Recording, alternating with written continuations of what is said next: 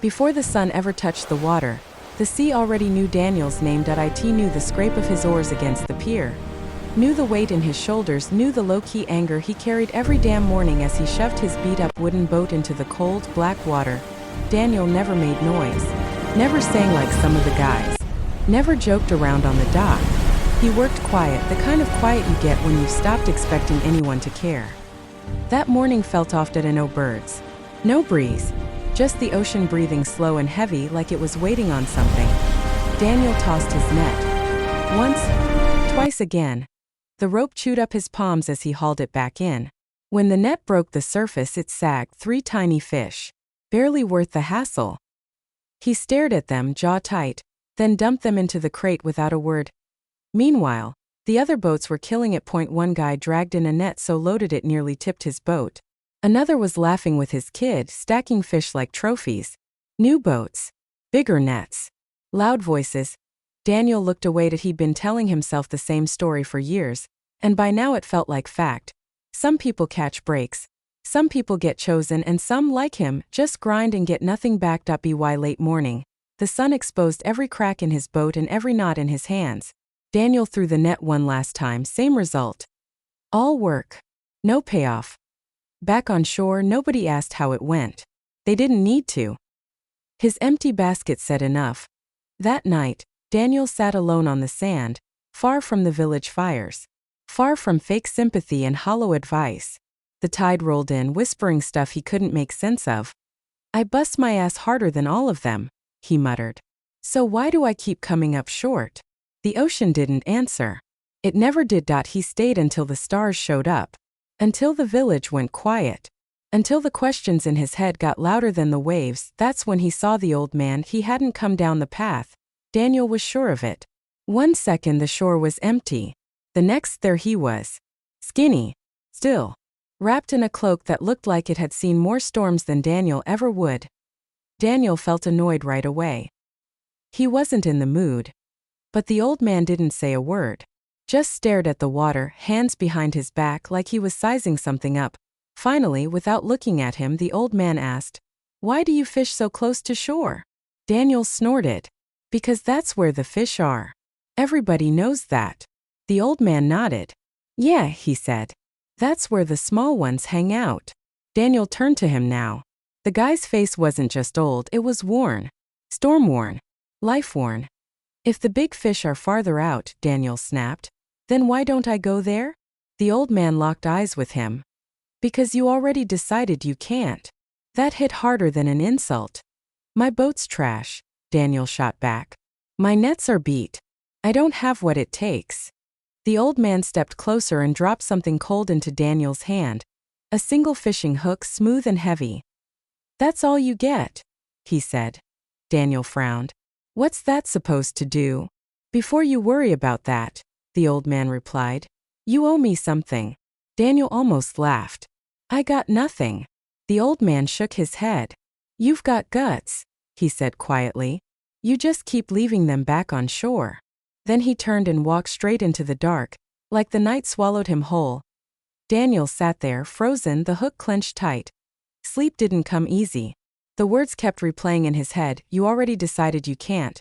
You fish broke because you think broke." For the first time, Daniel wondered if the ocean wasn't holding out on him at all, if it was just waiting to see how far he'd go. As dawn crept in, something shifted. The fear was still there, so was the doubt. But under all that, there was fire. When the sun came up, Daniel didn't grab the net. He picked up the hook, he pushed his boat off the sand and started rowing.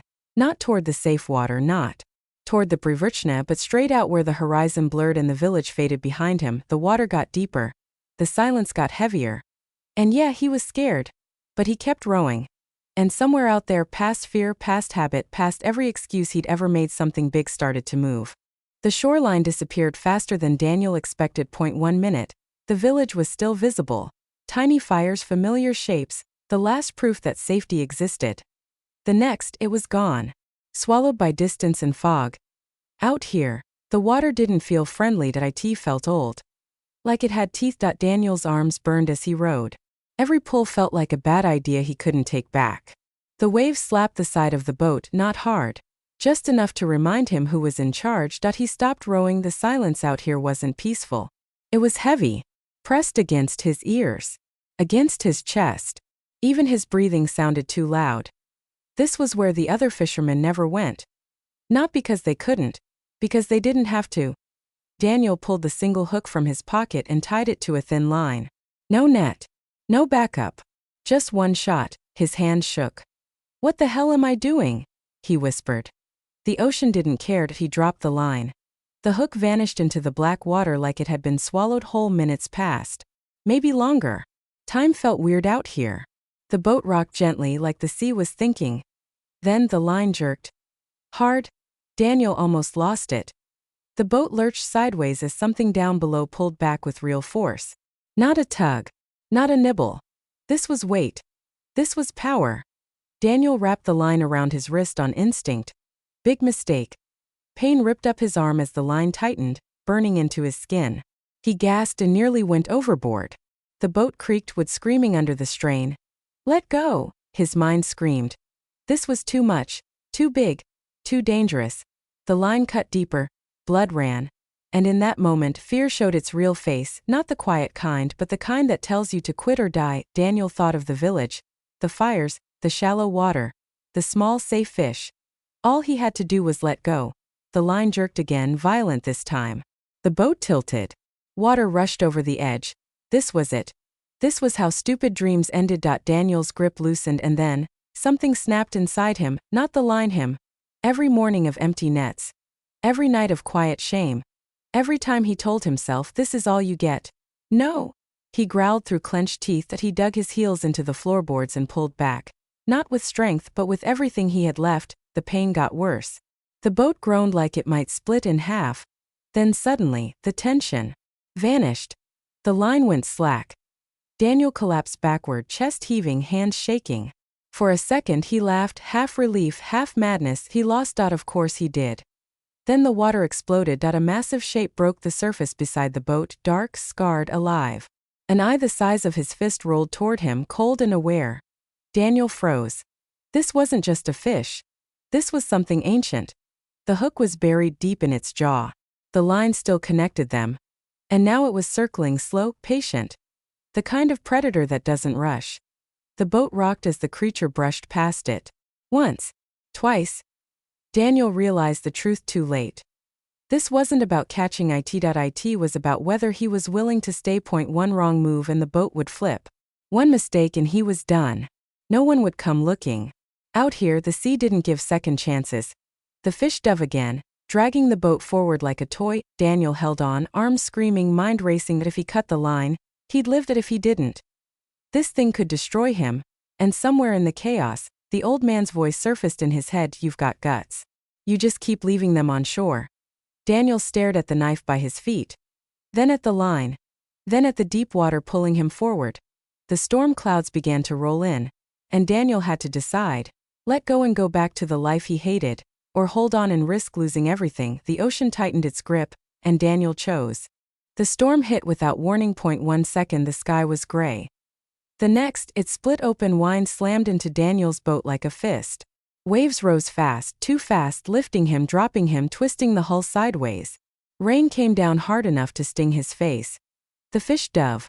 The line snapped tight and yanked the boat forward. Daniel barely stayed on his feet. The floorboards were slick now, water sloshing around his ankles. This wasn't fishing anymore. This was survival. Thunder cracked so close it rattled his bones. The horizon vanished behind walls of rain. No land. No sky. Just chaos. The boat creaked, old wood begging for mercy. Easy, easy, Daniel muttered, like the ocean could hear him. It couldn't. Another wave slammed the side, harder than the last. The boat tilted violently. Daniel grabbed the edge, knuckles white. Then the line ripped forward. The boat lurched. Daniel went over. Cold swallowed him whole. The water hit like concrete, knocking the air from his lungs. He sank fast, pulled under by the weight of the line still wrapped around his wrist. Darkness closed in, his chest burned. Panic exploded. This is it. Above him the storm roared, muffled, distant, like it belonged to another world. His legs kicked uselessly as the line dragged him deeper. Images flashed through his mind. The shore. The empty basket. The life where he never tried. Regret hit harder than feared. I should have stayed safe. The pressure crushed his ears. His vision blurred. Then his fingers touched the knife. The blade was still tucked into his belt. Hope flickered. He fumbled for it. Hands shaking, lungs screaming. The line jerked again, yanking him sideways. Salt water flooded his mouth. Cut it. Let go. Live. He brought the knife to the line and hesitated for a split second, just one. Daniel understood something he never had before. This wasn't the ocean testing him. This was him testing himself. That if he cut the line now, he'd survive and nothing would change. Same shore, same shallow water, same small life. The knife trembled in his hand. Then another thought pushed through the panic. That if I die like this, at least I didn't die hiding. Daniel sliced. Not the line. The rope around his wrist. The tension released. Instantly. His body snapped free, shooting upward as the fish dragged the boat away. Daniel kicked hard, lungs on fire. The surface broke. He gasped like a man pulled back from the grave. Rain hammered his face as he clung to a floating piece of wood. Part of his own boat, ripped loose by the storm. The rest of it was gone. Vanished into the waves. The fish disappeared into the dark. Daniel floated there, half dead, shaking, staring into the black sky. He had lost everything, the boat, the hook, the fight. All of it. Hours later, or maybe minutes, the storm finally moved on. The sea calmed like nothing had happened. Daniel drifted, cold, weak, alive. When the sun finally broke through the clouds, it found him barely conscious, washed onto a stretch of shore far from the village. Strangers found him there, pulled him from the water, saved his life. As they carried him inland, Daniel stared back at the ocean. Quiet now, almost innocent. He realized the truth. The sea didn't beat him. It stripped him, and for the first time in his life, Daniel had nothing left to lose. Daniel woke up to pain. Not sharp pain, deep pain. The kind that settles into your bones and reminds you you're still alive whether you want to be or not. The ceiling above him wasn't his. The smell wasn't salt and wood. It was herbs, smoke, and damp stone. Every breath felt borrowed. A woman sat near the doorway, grinding something in a bowl. She didn't look surprised when his eyes opened. "You're stubborn," she said. "That's why you're breathing." Daniel tried to speak. His throat burned. Nothing came out. "You were lucky," she added. "Another hour in that water and we'd be burying you." Lucky. The word felt wrong. Over the next few days, Daniel learned where he was. A small settlement up the coast. Fishermen too, but different ones. Quieter. Their boats were rough, patched together, nothing impressive. Yet their docks were full. Every morning, Daniel watched from the doorway as they left before sunrise and returned before noon with heavy baskets. No cheering. No showing off. Just work and results. It didn't make sense. His body healed slow. His hands were torn up. His wrist was wrapped tight where he'd cut himself free. At night, the storm came back in his dreams. The pull. The dark. The moment he almost quit, he kept seeing the knife in his hand. He should have died out there. One afternoon, an older fisherman noticed him watching the boats. "You're the one the sea chewed up," the man said, sitting beside him. "Looks that way," Daniel replied. The fisherman nodded. "Ocean does that sometimes. Especially to men who don't know what they're fishing for." Daniel frowned. "Fish," he said. "Same as everyone." The man smiled, not kind, not cruel. Honest. "No," he said. "Some men fish for food. Some fish for pride. Some fish because they're scared to stop." Daniel didn't answer. The fisherman pointed toward the water. "You went deep," he said. "Most don't come back." "I failed," Daniel muttered. The man shook his head. "You survived. That's different." That night, Daniel sat alone near the shore. The sea was calm again, pretending it had never tried to kill him. He realized something that made his chest tighten out there. When he thought he was about to die, he hadn't felt regret for losing the fish. He'd felt regret for all the years he never tried. For all the mornings he played it safe and called it smart. For all the times he mistook comfort for wisdom. The next morning, Daniel stood, still weak, still sore, and walked down to the docks. The fisherman looked at him, curious but silent. "I don't have a boat," Daniel said. "I don't have gear. And I don't have answers." One of them handed him a rope. Another pointed to a small, ugly boat with chipped paint and patched boards. "Row," the older fisherman said. "Watch. Learn." Daniel hesitated. The water shimmered in the early light. His chest tightened.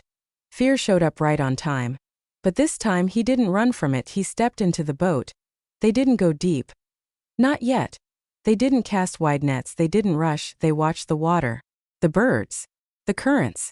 They waited longer than felt comfortable. Then, when the moment came, they moved fast up by noon. The basket was full. Daniel stared at it like it was a miracle that it wasn't. It was patience. Timing, respect for the ocean. Not fear of it. As they rowed back, Daniel finally understood what the old man had meant. Courage wasn't about going reckless into the deep. It was about knowing when to go, and not lying to yourself about why. Daniel wasn't whole yet.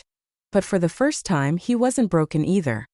And, somewhere far offshore, beneath calm water and fading clouds, something ancient shifted again. Not angry this time, watching. Daniel's hands were rougher. His back ached in ways the village would notice. His hair hung in damp, tangled strands from the sea. He looked different, older, sharper, alive in a way the villagers weren't ready to see. When he finally rowed back toward the village, the familiar docks felt smaller. The boats looked tinier. The laughter of the fishermen sounded hollow. He could see them lining up along the shore, baskets half full, talking like the world owed them nothing. For a moment Daniel hesitated. The old life, the same one that had kept him small, bitter and quiet, was right there. Waiting. Judging. Tempting him to step back into it. The village boys spotted him first. "Daniel?" one of them shouted. "Is that even you?" Heads turned. Men paused mid-gesture. Women whispered, unsure if they should come closer. Daniel's boat scraped the pier, slow and deliberate. He let the silence stretch. He climbed out. Wet, tired, beaten, but not broken. A man whose boat had always outfished him stepped forward, chest puffed, eyes squinting like he wanted to laugh. "You look funny," he said. "Where's your catch? You coming back empty-handed again?"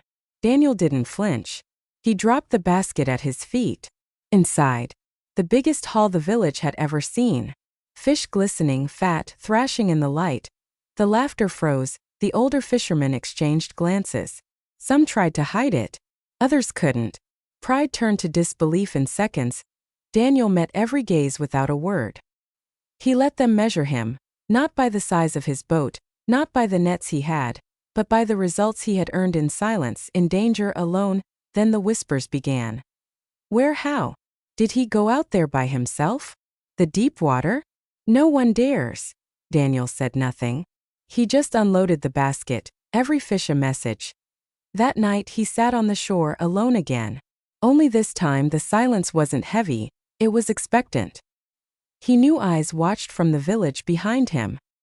He could feel it, and somewhere beyond the stars, the old man's voice echoed faintly in his memory, "You've got guts. You just keep leaving them on shore." Daniel smiled faintly, but not at the memory, not at the words, at himself. Because he had learned the truth. The ocean didn't give breaks. It didn't punish. It only reflected what was inside him. And inside him now was something new. Courage. Patience. Fire. Tomorrow he would fish again. Not because he needed to. Not because he was proving anything. But because he finally knew what it meant to go deep. The village slept. Daniel didn't. The ocean beyond the pier was calm, too calm. The moon shimmered on the water like silver. But underneath something stirred. He could feel it, deep in his chest, the same pull he had felt the night of the storm. The old man's words whispered in his mind again, that "You've got guts. You just keep leaving them on shore." Daniel knew this wasn't a test of skill. Not of nets or hooks or strength. This was a test of him. Of what he believed he was capable of. He pushed his small boat into the black water. Hands steady, heart hammering. The line went in first, single hook tied tight. He rowed farther than ever before. The village disappeared behind him. The familiar docks, the safe shallows, the small fish, all gone. Silence swallowed him. Then the water moved out at first. It was subtle. A ripple, a shadow, something beneath the surface. Then it became massive. A shape rose, darker than the night itself. Ancient. Enormous. The kind of predator that could crush a boat in one flick of its tail. Daniel froze. Every instinct screamed at him to run. To cut the line. To row back to shallow water, back to safety, back to the life he knew. But he didn't. He took a deep breath. The creature surged, the line jerking violently. The boat rocked. Daniel's hands ached. His chest burned. Fear slithered through him like ice water. And then he remembered. Fear is not the enemy. Fear is the compass. He steadied himself, adjusted the line, held his ground. The beast dove and resurfaced, circling, testing, waiting. Daniel's mind raced. One wrong move and it could destroy him. Hours or maybe minutes passed in silence, both predator and fisherman locked in a tense primal dance. Finally, Daniel acted. He didn't pull. He didn't fight. He moved with purpose, with patience, with respect for the creature, the ocean, and himself. He guided the hook with careful precision, letting instinct, courage, and skill flow together. The creature lunged, immense power threatening to drag him under. Daniel held fast. He whispered to himself, "I am not afraid. I am ready." The line tightened. The boat lurched. And then the creature stopped. Just stopped. It hovered beneath him, massive and silent, eyes fixed on him. Daniel held his breath. The ocean held its own. And then slowly the shape descended, disappearing into the depths. The line slackened. The tension was gone. Daniel sat in the boat, chest heaving, hands trembling but alive. Triumphant. Transformed. He understood now. Courage isn't about winning. It's not about fearlessness. It's about stepping into the deep, facing what terrifies you, and staying there long enough to discover who you really are. The hook, the storm, the pain, the deep water, it had all been pointing to this moment. Daniel looked at the horizon. Dawn was breaking. The sky burned orange and gold over the open sea. He smiled faintly. Not at the victory. Not at the creature. At himself. For the first time he knew. The ocean never gives more than you can handle. It only reveals who you already are, and Daniel. He was ready for whatever lay beyond the horizon.